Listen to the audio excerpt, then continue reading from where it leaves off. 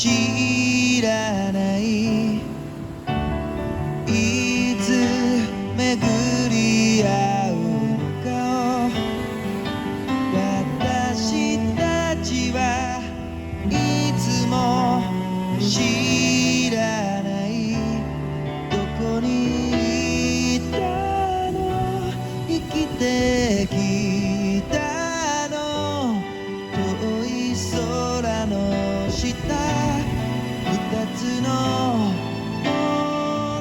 語だ。手の糸はあなた、今日この糸は私、織りなすのはいつか誰かを温めうるかもしれない。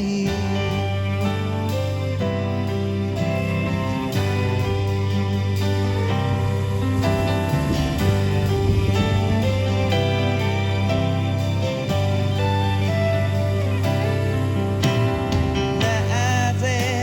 生きてゆくのかを迷った日の後のささくれ、夢追いかけ走って転んだ日の後のささくれ、こんな糸が何になるの、心もとなくて飢えてた風の中だ。手の糸はあなた、今日この糸は私、織りなするのはいつか誰かの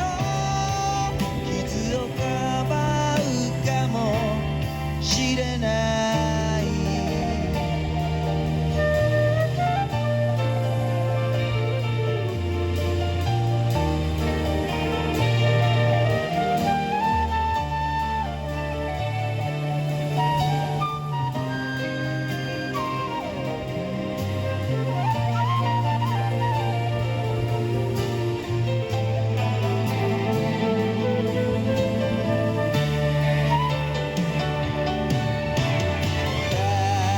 手の糸は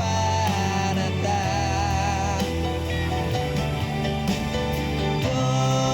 この糸は私、会うべき人に出会えることを、人は幸せと呼びます。